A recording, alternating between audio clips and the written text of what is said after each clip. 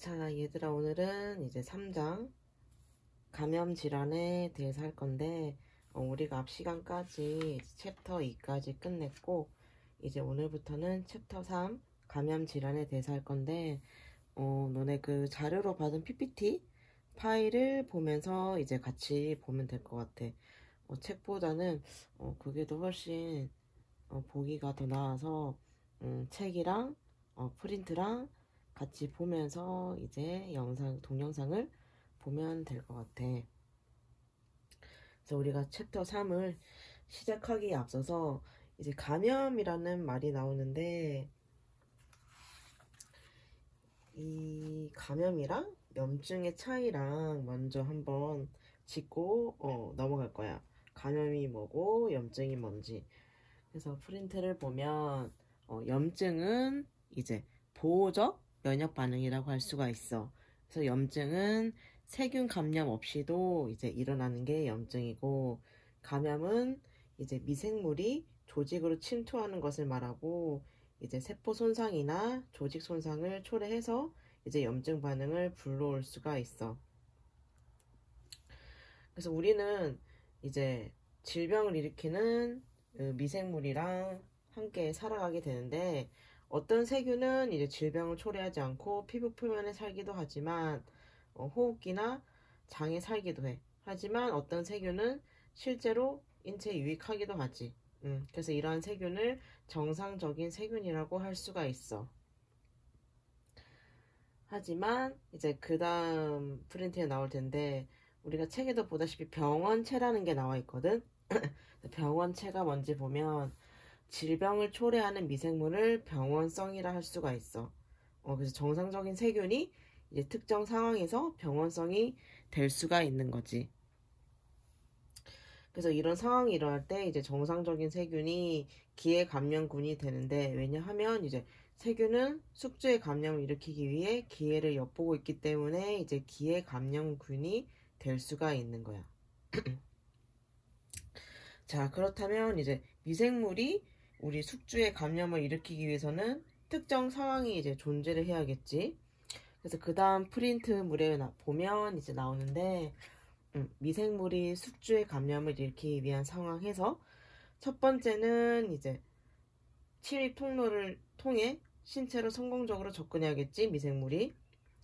그래서 피부의 손상은 이제 유기체 침입을 허용하는데, 뭐 특히 코라든지 입, 눈, 귀와 같은 이제 일반적인 계구부, 열려있는 곳이 침입 통로가 될 수가 있어. 그래서 그 중에서도 가장 흔한 침입 통로는 이제 호흡계고, 이제 그 밖에는 이제 뭐 소화계라든지 요로계, 생식기계 등이 있는 거지. 그래서 그 다음 두 번째를 보면, 침입하는 병원체 수는 또한 감염 상태에 중요한 역할을 한다. 그래서 이제 약하거나 독성이 적은 병원체는 인체 방어 기전을 극복하기 위해서 더 많은 수를 필요로 해. 그래서 일반적으로 침입하는 병원체 수가 많을수록 이제 감염의 위험률이 높아지는 거지. 그리고 그 다음이 셋째가 개체 혹은 숙주의 상태가 감염의 위험을 결정하는 거야. 그래서 우리가 신체적으로, 정신적으로 건강하고 영양 상태가 좋고 이제 상대적으로 젊은 개체는 감염을 피하기에 유리한 상태가 되는 거지. 그래서 이 감염 질환이 이제 전 세계적으로 이제 주요한 사망 원인 중에 이제 포함이 되는데, 우리가 흔히 알고 있는 이제 호흡기 감염, 뭐 상기도 감염, 독감, 그리고 폐렴, 기관지염도 이 감염에 속하게 되는 거지. 우리가 흔히 알고 있는 이런 질병들도. 그렇다면 이제 우리 인체에 감염을 초래하는 미생물은 무엇이 있느냐 해서 봤더니, 그 다음 페이지를 보면 이제 나와 있지. 바이러스, 이제 진균류, 리케치아, 원충류, 기생충 이렇게 나와 있는데, 이러한 유기체들은 이제 숙주에서 감염을 초래해서 이제 매우 미약한 정도에서부터 생명을 위협할 정도까지 이제 가능하게 되는 거야. 그래서 그 다음 페이지를 보면 표가 나와 있는데, 미생물에 의해서 이제 일어나는 일반적인 감염들이 나와 있어. 세균의 종류에는 이제 포도상구균, 염세상구균, 대장균, 강균, 녹농균, 시겔라균, 살모넬라균이 있고, 이제 바이러스에 의해서 감염 일어날 수 있는 것은 감기, 뭐 후천성 면역 결핍증, 뭐 홍역, 볼거리, 인플루엔자 이런 것들이 있고, 진균류에 의해서는 이제 무좀, 칸디다증, 그리고 아구창, 뭐 질염 이런 것들이 있고, 그 다음에도 보면 이제 니케치아에서 홍박열이 발생하고, 또 원충류에서는 말라리아가 발생할 수가 있어. 그리고 기생충의 종류에는 회충, 편충, 여충, 촌충 이렇게가 있는데, 자, 우리 몸에서 장내에도 세균이 이거는 이제 그 다음 페이지에서 다시 설명을 할게. 그래서 이렇게 우리 몸에는 세균, 바이러스, 진균류, 리케치아, 원충류, 기생충 이것들이 이제 감염을 초래하는 미생물인데, 그 다음 먼저 보면 세균부터 이제 하나씩 짚어보면서 볼 거야. 세균 감염은 이제 1차 혹은 2차 질병을 일으킬 수가 있고, 얘는 적혈구보다 이제 작은 단세포 미생물이야. 그래서 크기는 7 마이크로미터 이하고, 이것은 100만 분의 1미터 정도의 크기라고 볼 수가 있어. 그래서 이제 감염은 이제 1차 감염이랑 2차 감염으로 이제 나뉠 수가 있는데, 1차 세균 감염은 이제 병원체에 노출이 되었을 때 일어나는 거고, 2차 감염은 이제 다른 질병 과정에 발병하고 나서 그 이후에 일어나는 것이 2차 감염이야. 그래서 2차 감염은 매우 흔할 수가 있고, 이제 가장 흔한 2차 감염의 원인은 이제 신체 통로의 폐쇄야. 그래서 예를 들어서 코를 예로 들면, 코의 비관 폐쇄는 이제 부비동염을 초래할 수가 있고, 귀인두간의 폐쇄는 중이염을 초래할 수가 있어. 그래서 세균은 이제 정상적으로 피부라든지 뭐 입이라든지 뭐 코라든지 생식선, 장기에 살고 있는데, 이러한 정상적인 세균이 이제 신체 내부로 접근했을 때, 혹은 이제 우리 신체의 저항이 정상보다 떨어져 있을 때, 즉 이제 면역력이 떨어져 있을 때 이제 병원성을 띠게 되는 거지, 이 정상적인 세균들이. 그래서 보면은 우리 장 내에도 세균이 살고 있겠지. 우리에게 유해한 그 균들도 많으니까. 그래서 장내 세균에는 이제 뭐 대장균이라든지 강균, 녹농균, 뭐 시겔라균, 그 살모넬라균이 있는데, 일단 대장균은 많이 들어봤지. 대장균이 영아와 이제 성인에게서 이제 장염을 일으킬 수가 있어. 또한 대장균과 이제 강균은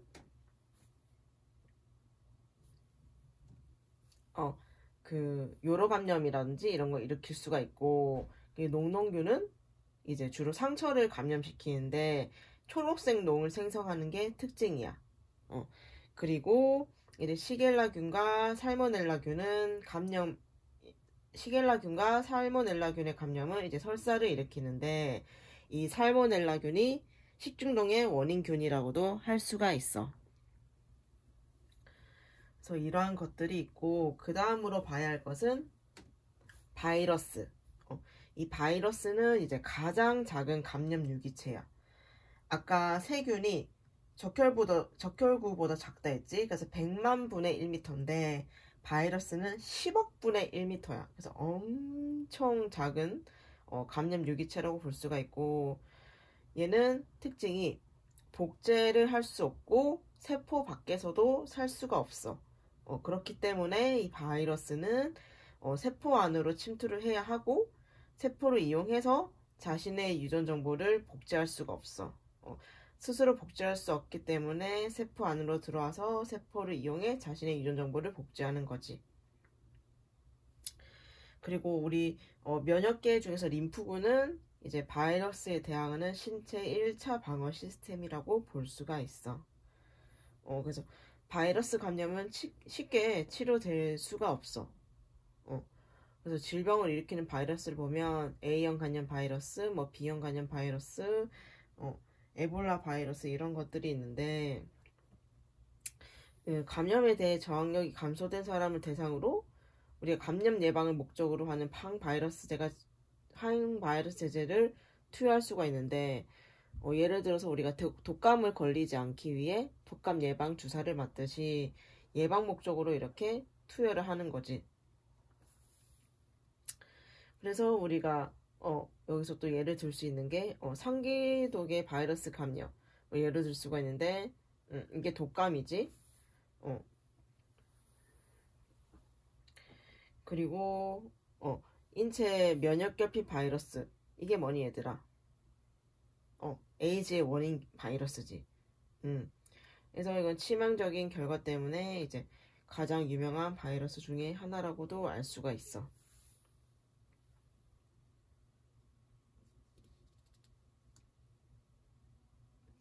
그리고 또 어떤 바이러스는 이제 잠복성을 가진 바이러스가 있는데, 이게 뭐냐면 이 바이러스가 우리 세포 내부에 살고 있다가 우리가 너무 스트레스를 받는다든지 이럴 때 해를 일으키게 되는 거야. 그래서 그 다음으로 우리가 또 봐야 할 것은 진균, 리케치아를 먼저 한번 볼게. 리케치아는 이제 현미경적으로 그 세균과 바이러스의 중간 단계라고 볼 수가 있어. 그래서 이 리케치아도 마찬가지로 바이러스처럼 반드시 숙주 세포에서만 생존이 가능하고, 이제 벼룩이라든지 진드기 이에 의해서 전파가 되고 우리 인체에 치명적인 감염을 초래할 수가 있어. 그래서 이제 쯔쯔가못이라든지 발진티푸스 그리고 로키사 홍반열이 이제 여기에 대표적인 질병으로 볼 수가 있다. 그래서 그 다음 보면 이제 진균류가 나오는데, 이 진균류도 이제 현미경적으로 확인했을 때는 식물 같은 유기체라고 할 수가 있어. 그래서 진균증이라는 질환을 일으키는데, 이 진균류는 세균보다는 크지만 병원성은 극히 소수야. 그래서 이 단세포 형태의 진균은 이제 효모라고도 할 수가 있어. 그래서 이 진균은 광합성이나 운동성이 없는 생물이라서 버섯, 곰팡이, 효모 등이 있으며 얘는 주로 피부 질환을 일으킬 수가 있다. 그래서 여기에 해당되는 게 이제 칸디다증 이라서 이제 피부와 점막의 표층 감염이고, 이제 피부에 습기가 존재할 수 있는 이제 접혀진 부위, 그래서 뭐 입이라든지 또는 질 또는 생식기 부위에 그래서 주로 나타나는 것이 특징이다 라고 볼 수가 있어. 그래서 그 다음은 이제 원충류를 보면 얘는 이제 단세포고, 얘는 주로 토양에서 발견이 되고 죽은 사체라든지 또는 부패하는 물질에서 생존을 해. 그래서 감염은 포자를 섭취하거나 이제 감염된 곤충에 물려서 일어나는데, 여기에 해당되는 게 이제 말라리아야. 그치? 말라리아가 이제 세계적으로 가장 흔한 원충류 감염이지. 그래서 이 원충류에 의해서 일어나는 장내 감염이라고 볼 수가 있고, 그리고 감염된 얘 다시 할게. 말라리아가 이제 세계적으로 가장 흔한 원충류 감염이라고 볼 수가 있다. 그래서 원충류의 대표적인 질병은 말라리아라고 알고 있으면 돼. 그 다음 보면 기생충. 기생충은 이제 둥글거나 이제 평평한 벌레를 말하는데, 그 아까 기생충 얘들아 종류가 있었지. 앞에 표에서 보면 뭐가 있었니?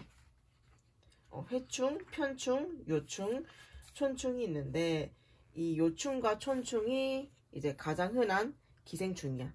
그래서 요충은 이제 항문 감염증을 일으키고, 촌충은 인체 장 질환을 일으켜. 그래서 날 것을 먹거나 잘 조리되지 않은 이제 육류를 먹음으로써 발생을 할 수가 있는 거지. 그래서 여기까지가 우리가 간단히 종류들에 대해서 봤고, 그렇다면 이제 이 감염에 대한 숙주의 방어와 이제 감염균이 어떻게 침투를 하는지에 대해서 우리가 한번 볼 건데, 대표적으로 보면은 이제 호흡기계, 위장관계, 요로계, 피부계로 한번 나뉠 수가 있어. 그래서 제일 처음에 호흡기계를 먼저 보면, 이 호흡기계의 1차적이고 가장 강력한 숙주의 방어벽은 피부 및 점막과 이들의 분비물이야. 그래서 예를 들어서 보면 눈물에서 분비되는 눈물이라든지 위벽에서 분비되는 위산이 1차적이고 가장 강력한 숙주의 방어벽에 해당이 돼. 그래서 정상인에서는 피부 감염은 되게 손상된 장소라든지 그래서 우리가 상처를 입거나 열상이 있는 곳에서 일어나고 독성이 낮은 균주에서도 감염증이 나타날 수가 있어. 그래서 호흡기라든지 위장관 여러 개 전파되는 감염은 대개 정상 점막벽을 손상시키거나 투과할 수 있는 균주에 의해서만 나타난다 라고 볼 수가 있지. 그 다음은 이제 호흡기계를 보면 이제 큰 미생물은 우리 상기도의 점액과 섬모운동에 제거가 되지. 그래서 1차적으로 담당하는 게 우리 숨 쉴 때 코털이라고 볼 수가 있지. 이 코털이 있음으로써 우리가 숨을 쉴 때 먼지라든지 그런 이물질들을 코털에 의해서 1차적으로 걸러내게 되는 거야. 그래서 우리가 우리 코에 코딱지가 생기게 되는 거지. 그래서 이제 5마이크로미터 이하의 미생물은 폐폰의 대식구나 호중구에서 탐식이 된다. 그래서 큰 거는 1차적으로 이 코털이 걸러내지만 작은 거는 여기서 거르지 못하고 이제 폐폰의 대식구나 호중구에서 탐식이 된다고 볼 수가 있어. 그래서 이제 흡연에 의한 섬모 파괴라든지 또는 위산의 역류 그리고 기관 삭간 또는 바이러스 등에 의해 점막이 손상되면 이제 거기서 2차 세균 감염이 가능해지는 거야.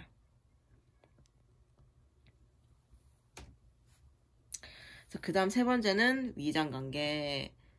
자, 위장관계를 보면 위장관 감염원은 이제 우리 병원균에 오염된 음식물이나 음료수의 섭취에 전파가 될 수가 있지. 그치? 예를 들어 우리가 배탈이 났어. 그런 거는 주로 상한 음식을 먹었거나 뭐 덜 익힌 음식을 먹었거나 또는 뭐 상한 음식을 먹었거나 이랬을 때 생길 수가 있지.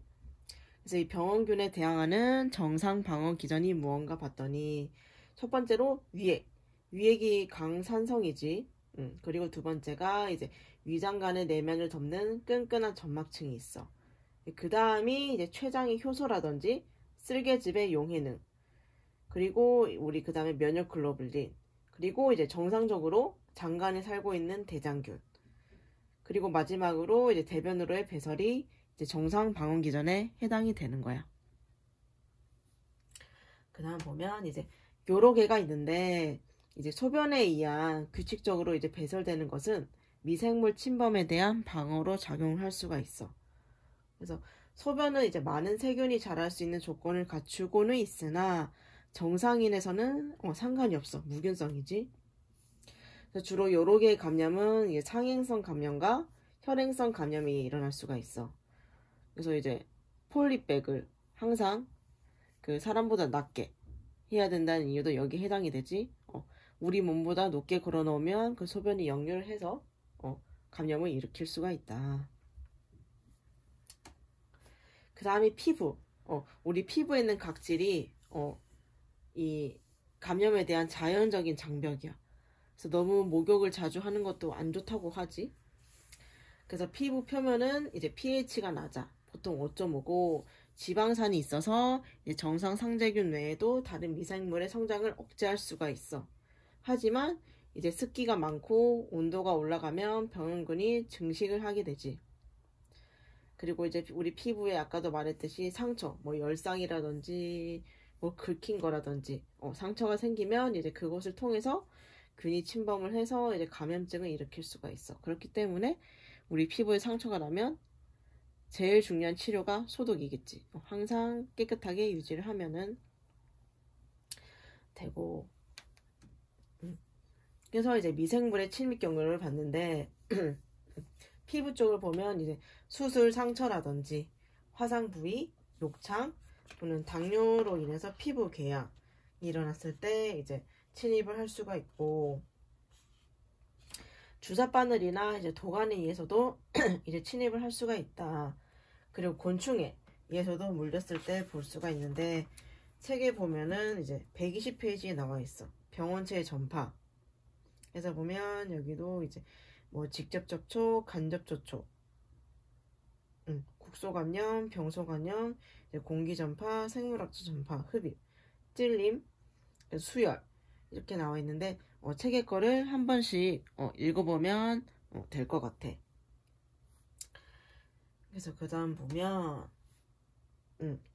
그 다음에도 나와있지. 동물이나 사람이 무는 경우 광견병에 해당이 되고, 이제 병원균이 직접 단백분해 효소를 분비해서 능동적으로 유입되는 경우도 있다. 그렇다면 이제 이 바이러스로 인해서 발생하는 질환이 무엇이 있는지 한번 볼 텐데, 호흡기계 바이러스, 소화기계 바이러스, 그리고 표피 상피 바이러스, 그리고 중추신경계 바이러스가 있는데, 이것은 이제 그 다음 영상에서 이어서 하도록 할게.